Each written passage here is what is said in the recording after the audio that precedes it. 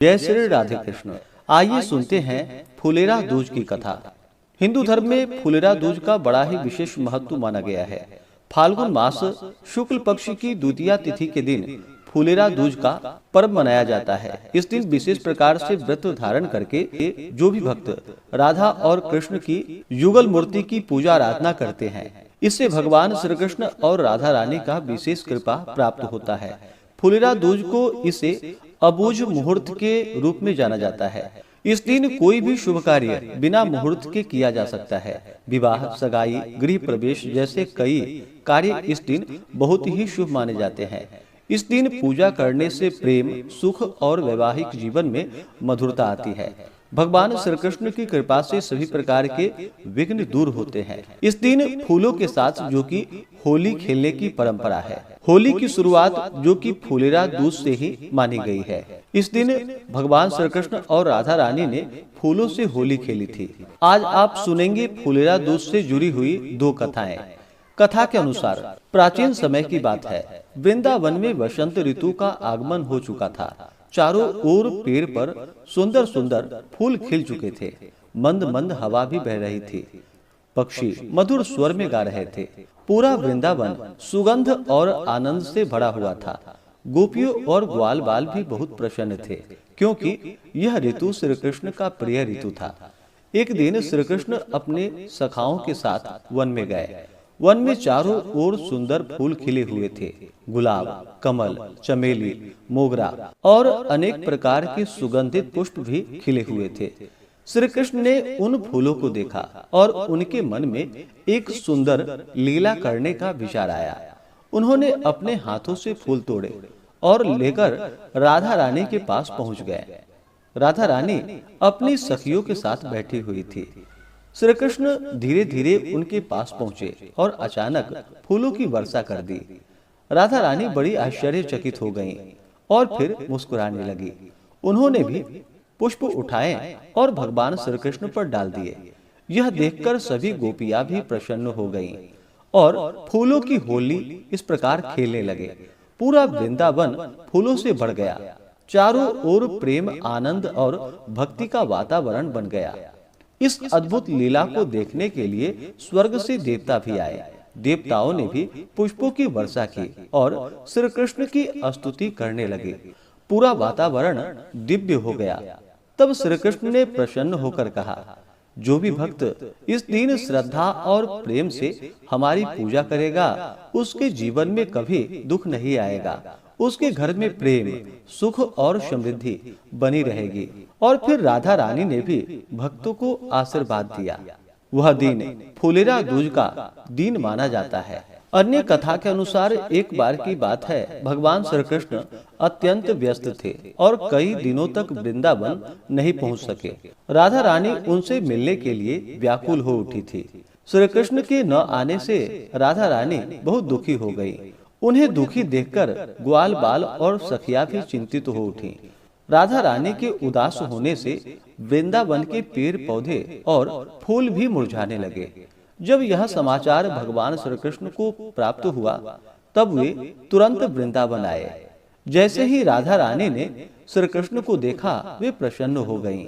उनके मुस्कुराते ही वृंदावन के सूखे पेड़ पौधे फिर से हरे भरे हो गए। उस समय श्री कृष्ण ने प्रेम पूर्वक फूल तोड़कर राधा रानी पर बरसाना शुरू कर दिया। राधा रानी ने भी श्री कृष्ण पर फूलों की वर्षा की। तभी से फुलेरा दूज का पर्व प्रेम और आनंद के साथ मनाया जाने लगा और इसी दिन से मथुरा वृंदावन में फूलों की होली खेलने की परंपरा प्रारंभ हुई। यह दिन अत्यंत शुभ और दोष रहित माना जाता है। इसे अबूझ मुहूर्त भी कहते हैं, अर्थात इस दिन बिना मुहूर्त देखे कोई भी शुभ कार्य किया जा सकता है।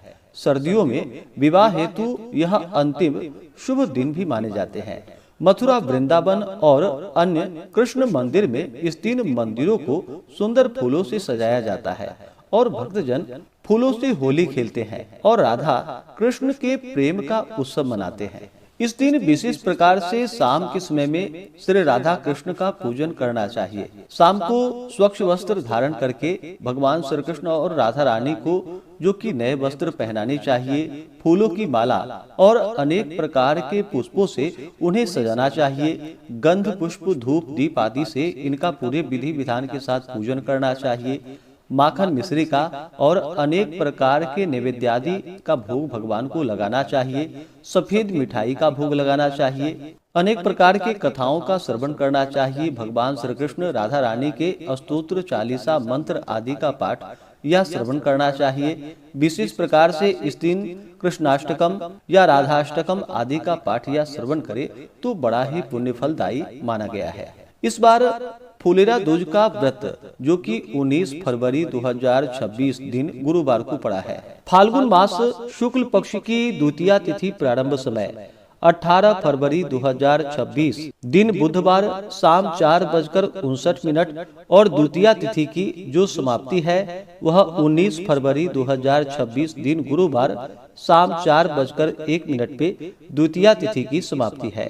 तो सूर्योदय व्यापनी के अनुसार इस बार 19 फरवरी 2026 दिन गुरुवार को फुलेरा दूज का व्रत धारण किया जाएगा। 19 फरवरी को ब्रह्म मुहूर्त का समय सुबह 4:56 से सुबह 5:44 तक होगा। सूर्योदय का समय सुबह 6:30, सूर्यास्त शाम 5:55 होगा। राहु काल का समय दोपहर 1:37 से दोपहर 3:03 तक होगा। राहु काल समय के दौरान कोई भी शुभ कार्य या नया कार्य नहीं करना चाहिए, इस बात का ध्यान रखें। प्रातः काल पूजा का शुभ मुहूर्त सुबह 6:29 से सुबह 7:55 तक होगा। अभिजीत मुहूर्त का समय सुबह 11:50 से दोपहर 12:34 तक होगा। शाम को पूजा का शुभ मुहूर्त शाम 5:54 से शाम 7:28 तक होगा। इस दिन शुभ चौघड़िया मुहूर्त के अनुसार पूजन का समय जो कि सबसे पहले सुबह में शुभ नामक चौघड़िया मुहूर्त सुबह 6:29 से सुबह 7:55 तक, उसके बाद चर और लाभ नामक शुभ चौघड़िया मुहूर्त सुबह 10:46 से दोपहर 1:36 तक, उसके बाद फिर शुभ अमृत और चर नामक शुभ चौघड़िया मुहूर्त शाम 4:28 से रात्रि 9:03 तक होगा। इस दिन योग सिद्धि होगा रात्रि 8:43 तक, उसके बाद श्राद्ध योग होगा। नक्षत्र जो कि पूर्वा भाद्रपद होगा रात्रि 8:52 तक, उसके बाद उत्तरा भाद्रपद नक्षत्र होगा। इस दिन विशेष प्रकार से शाम के समय में राधा और कृष्ण की पूजा करनी चाहिए। उन्हें विशेष करके उनका फूलों से श्रृंगार करना चाहिए। फिर अनेक प्रकार के गंध, पुष्प, धूप, दीप आदि से पूजन करना चाहिए। अनेक प्रकार के नैवेद्यादि का भोग लगाना चाहिए। माखन, मिश्री का भोग लगाना चाहिए। व्रती को व्रत में दिन रात्रि उपवास रहते हुए व्रत को धारण करे। जो उपवास नहीं रह पाते हो, जिनका स्वास्थ्य सही ना हो, तो आप एक समय फलाहार ग्रहण करके व्रत को धारण करें।